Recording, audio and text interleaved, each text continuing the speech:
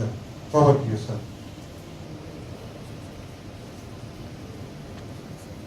Good morning, everyone. To understand the reality that I'm sharing a stage with Father Maria Arroyo, I deem it a great privilege and honor. In fact, I myself am a great fan of for his wonderful presentations. I've witnessed it a number of times. So thank you so much for that. I would like to begin this presentation on a lighter note by sharing with you an incident that I had experienced in my own classroom. Once I was teaching maths for a particular class. I found my neighboring class without any teacher. Since I was a maths teacher for that class too, I brought those students to my class, made them sit on the floor and continued to teach maths. It was hurting to see a girl, the way she was seated, as if she was mourning for a tragedy. I asked her, what is the way you're seated? As if you are seated, as if you are mourning for someone's death. Your master is not dead, he is still alive only. And immediately she responded, that is why I'm seated like this, sir. This one incident, I can never forget in my life. Her immediate response, her presence of mind, made me to burst into laughter to the surprise of everybody in the class. Whenever I think of this incident, I quietly laugh to myself. Coming back to the business, the ordinary teacher tells, the good teacher explains, the superior teacher demonstrates, the great teacher inspires. It's a well-known saying. We as Salesian teachers who are inspired by Don Bosco have a huge responsibility of creating better human beings and good citizens for the society to live the dreams of Don Bosco. To do the same, first of all, we should have a profile meant for a Don Bosco teacher. I, Mr. P J Irudayaraj, a teacher from St. Mary's Anglo-Indian Higher Secondary School, Chennai 1, stand as a representative for all the Salesian teachers of various schools in Chennai to enumerate on the profile of a Don Bosco teacher. I really deem it a great privilege and honor to present the same for you. When we talk about the profile of a Don Bosco teacher, the one which gets the top priority is the accompaniment. Number one is the accompaniment. Don Bosco teachers should be available to their children at all times, everywhere, to assist their children and to prevent them falling prey to the evil. That's what is very important. To prevent them falling prey to the evil. This is what we call it as an accompaniment. In fact, Don Bosco teachers should be available to the children, especially when the children seek the teacher's assistance. To accompany the children all the time, it is not so easy. It is practically difficult. If you really care for the children who are interested in your care, you will get the strength called for. Number two, fearing the Lord has gone out of style in our present day teaching methodology. Then Don Bosco, the banner of God's love for the youth, viewed education as a means to help the youth to find their place in the society. Therefore, we Salesians, we have a moral responsibility of educating our children with the virtue. To fear the Lord is to hate the evil, because God hates the evil. We should teach our children that disobedience is the root of every evil. We should also teach our children that when we choose to hate the evil, we align ourselves with God. It is a high time I touch upon Darwin's theory and creation theory. What is Darwin's theory? Darwin's theory is otherwise known as the theory of evolution. Darwin's theory, in short, to make it, it is a conclusion that the life came about through the evolution. Whereas the creation theory is a religious belief that the life and the universe came into existence only through the creation and there should be a creator. You must be knowing Sri Satyapal Singh, especially the Salesian priests who are coming from the Mumbai province. This gentleman, Sri Satyapal Singh, the Union Minister of State for Human Resource Development, who is also responsible for higher education. He has also served as an IPS officer in Mumbai and is a qualified chemist. In fact, he is a PhD scholar in chemistry. He would like to claim himself as a responsible man of science. He advocates that. He got into a recent controversy, that is, he advocates that Darwin's theory is scientifically wrong, and you can see this is an article which has been chosen from the media, in fact, for your information as an evidence. So he has quoted that Darwin's theory is scientifically wrong and needs to be changed in the school and the university curriculum. Unless the creation theory is taught to the children, instilling the virtue of fear of God and faith in God is practically not possible. As Don Bosco teaches, if we don't take the initiative in promoting the creation theory, at least in our own children, then instilling the virtue of fear of God and faith in God will only remain as a discussion, but not in the minds of children. Number 3, love for children and passion for teaching is a basic requisite for a Don Bosco teacher. Teaching is called the noble profession because it is done with a passion. More than calling it as a noble profession, one can call it as a noble service. To do this noble service, Don Bosco teachers should have love for the children and passion for teaching. More than anything, we should understand that we are molding the human minds. At the same time, it is also a responsibility to create the passion for learning in our own children. I was very surprised to see a 4th standard boy was happily smiling to himself. That too, while he was coming to the school in the morning. I stopped him and asked him, "Can you please share the secret of your happiness?" At once he said, "Sir, I just love my school, that's it." Honestly speaking, his reply, it set my mood for the day, I should say that. Unless we teachers are happy and love our school, we cannot spread the happiness around. Happiness is a choice, not a result. Nothing will make you happy unless you choose to be happy. No person will make you happy unless you decide to be happy. Your happiness will not come to you. It can only come from you. Love for children and passion for teaching is practically not possible without the happiness in us. Just like that child, a 4th standard boy, who possessed in himself. Number 4. Don Bosco said, without confidence and love, there can be no true education. A Don Bosco teacher should develop a strong rapport with the students and establish a trusting relationship. Establishing a trusting relationship is indispensable for any learning process. An atmosphere of trust and acceptance is a key to the healthy growth.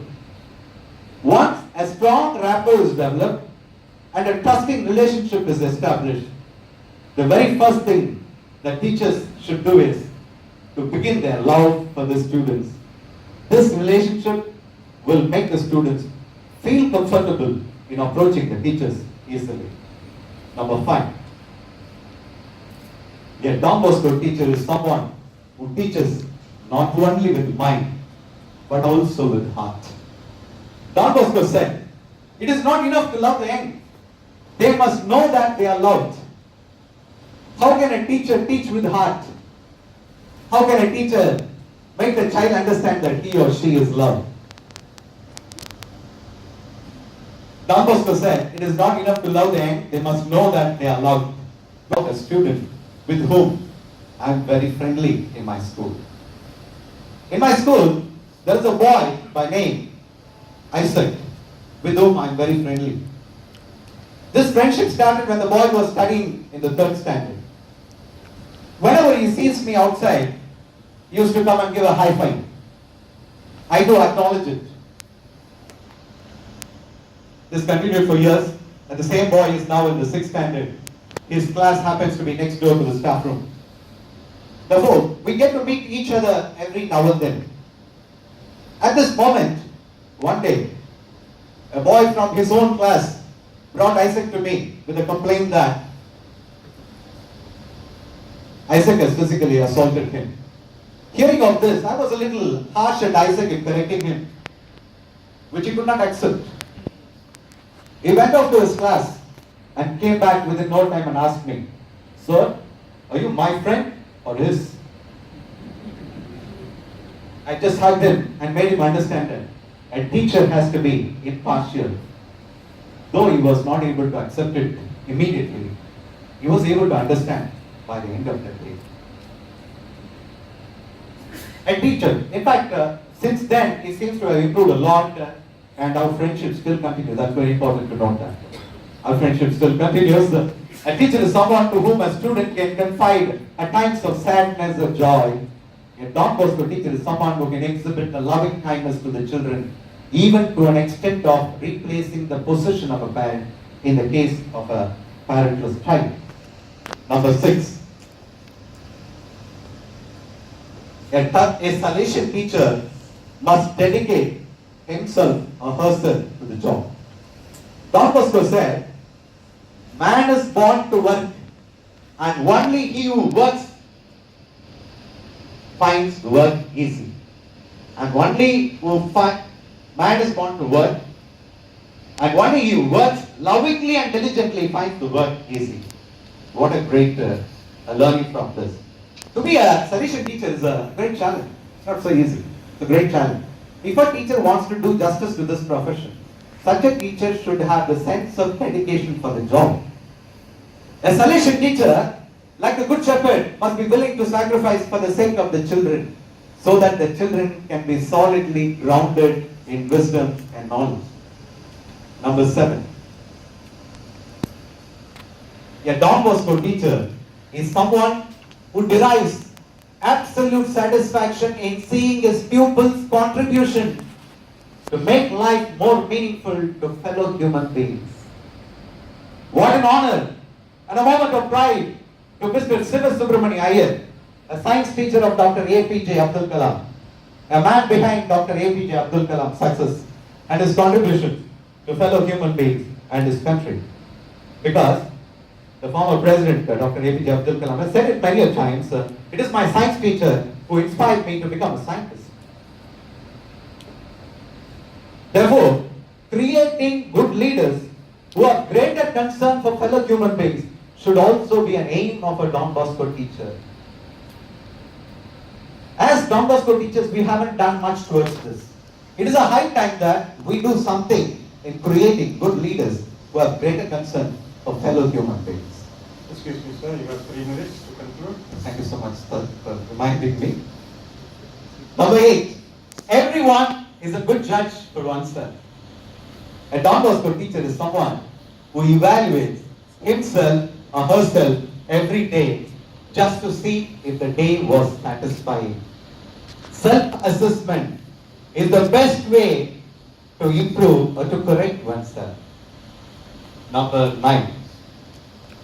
A Don Bosco teacher is an entertainer as well as an educator. A Salesian priest for the Thomas Call. A Salesian priest, is a priest who has made so much of impact in me, but I couldn't get the best photo. I don't know whether I'm doing justice to what contribution he made to me. A Salesian priest for the Thomas Call, who was my English grammar trainer, was a great entertainer too. We have heard some of the great people making a glaring mistakes, such as, "He don't know." This clause, "he doesn't know," was first taught to me by my English grammar trainer. I really owe it to him for what I am today.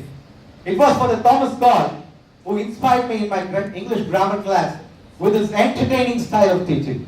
Sometimes the teachers can go to an extent of being a comedian in the class to make the classes lively. That I learned it from my English grammar trainer for the Thomas Call.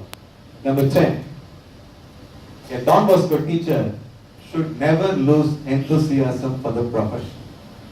He or she might be burdened by some hassles, but should never lose enthusiasm for the profession. Because die-hard nature is expected of a Don Bosco teacher. Number 11, a very important point. In no profession is maturity more important than in teaching. In no profession is maturity more important than in teaching. For the C.B. Matthew, who was my former headmaster, inspired me when I was 43 years old. I would like to mention my age because age is not a barrier to learn anything. He enlightened me on maturity. He would define maturity as follows. Maturity is to accept the people as they are. He taught me that maturity makes the teachers to be gentle towards the children. It was for the C.B. Matthew who made me understand that the more mature the teachers are, much refined the teacher's approach would be. Since then, I have been fascinated towards growing into a more mature teacher until now. Even it may look like a little exaggeration, I want to just praise myself, but still I want to make it a point very clear that it was for the C.B. Matthew who made me understand that he has created that passion for to be more mature.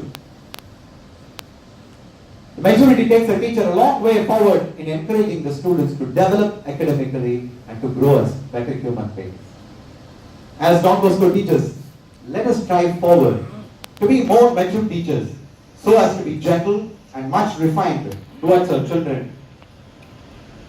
I am sure every Don Bosco teacher can be called a lovable, great teacher if we do that. Number 12.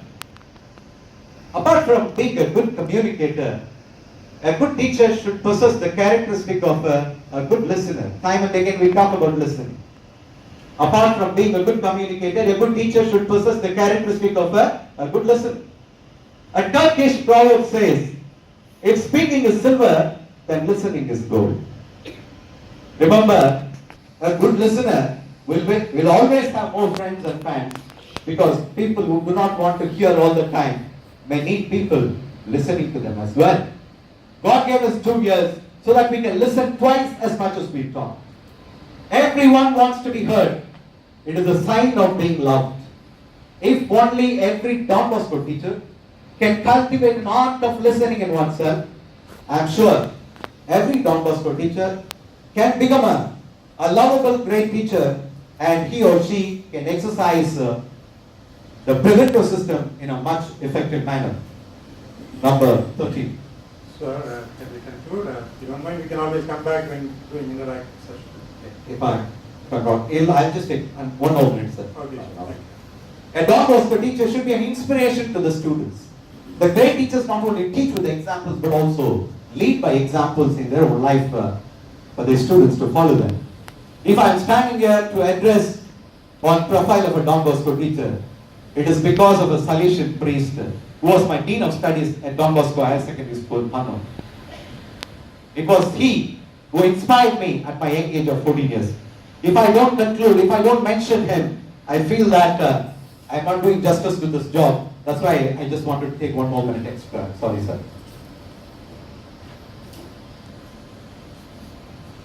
It was for the Berkmans who kindled that passion in me.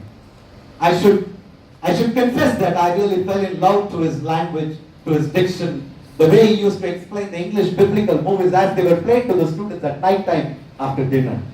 As an educator, every teacher should inspire at least a handful of students, which is the minimum requirement for a Don Bosco teacher. Before I wind up, a great teacher is one a student remembers and cherishes forever. The teachers have a long-lasting impact on the lives of the students. And great teachers inspire the students to greatness.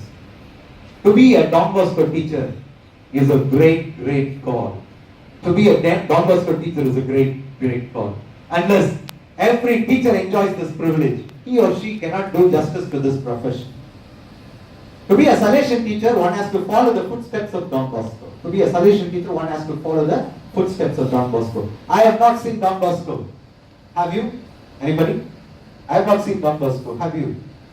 When I was studying in the school, I always used to think Don Bosco will be someone like Father V.T. Sebastian.